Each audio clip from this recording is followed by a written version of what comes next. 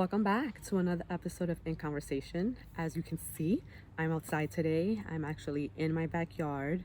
We have finally started to see some spring-like weather here in Jersey. A huge contrast from the weather that we had last weekend when it was snowing and hailing and almost had me confused as to what season we're currently in. In any case, yesterday I celebrated my 43rd birthday.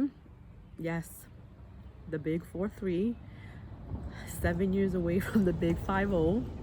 And I can't help but think about where has the time gone? Because although I'm 43, I will tell you that I don't feel a day older than 23. And well, I take that back. My body feels like it's 43, but my mind and my spirit really still feels so young.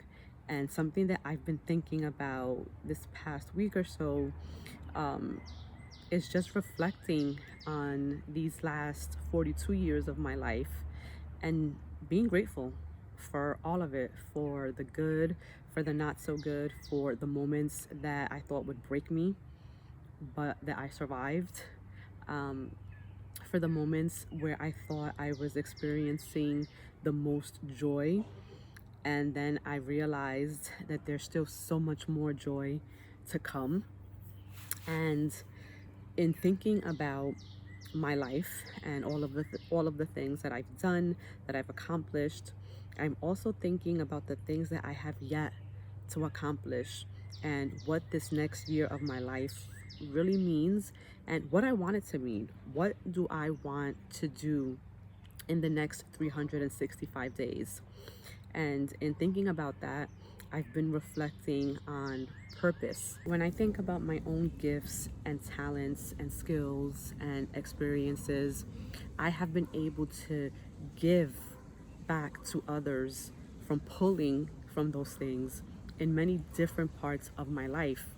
And back in my 30s, when I really got serious about writing and I wrote and published my first book, I was using my gift of writing to share my own personal story and struggle with fertility and being able to conceive. And while the experience was personal to me, I found that in doing that, in sharing that, in putting it out there for the world, in essence, exposing the most vulnerable parts of myself, I was helping other young women who found themselves in similar situations, who were struggling with getting pregnant, with becoming a mother, and I inspired hope. And I think that that's all we can ever aspire to do with our stories and in the way that we show up in the world. And what I realized is that although I have shifted and the way that I share my purpose has changed, the overall purpose has not. That really has always stayed the same, because my purpose is to be able to use what I have to help others on their own journey. And that has happened through me writing books.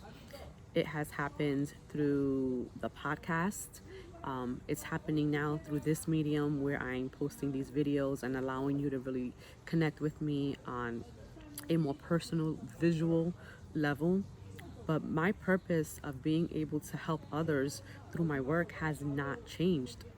The only thing that has changed is how I'm providing that.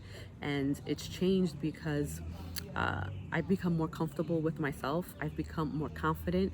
And so the more confident you become in who you are and in your gifts and in what you have to give, the more risks you're willing to take with the work that you do and with how you show up in the world. And so for this week, I'm really challenging you to just think about your own life, about where you are right now, and what is God calling you to give others through your current situation.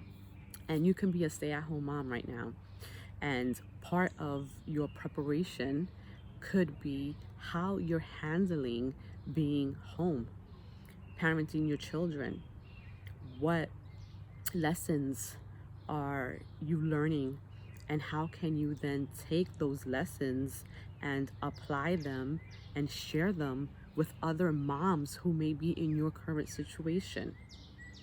You might be at a job that you hate right now, and you might be struggling with trying to find the purpose of your current role in the position that you're in right now.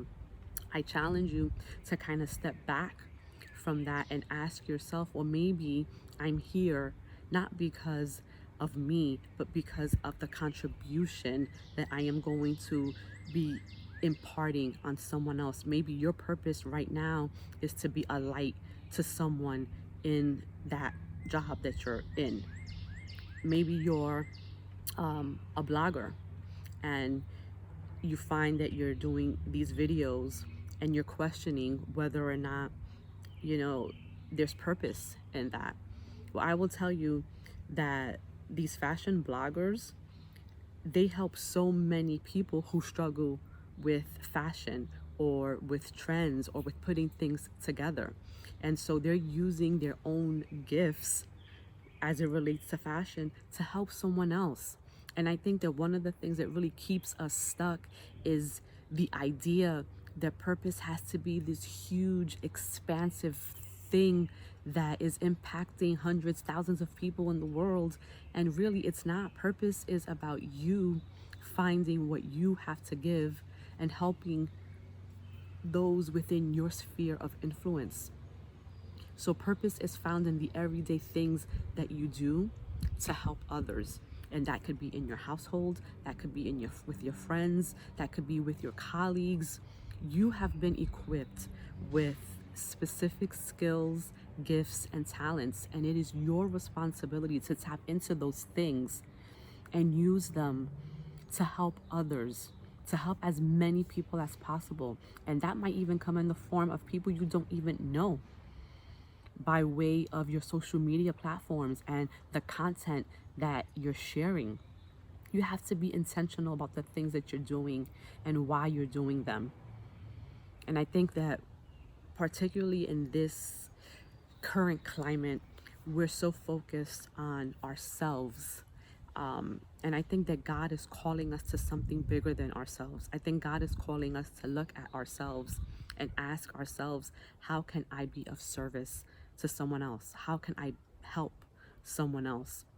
And if you start asking those questions, it'll be revealed to you. And it might be in the simplest ways, in the things that you take for granted because you're so great at them that you can't even imagine that it would be of help to someone else. But I promise you that it is.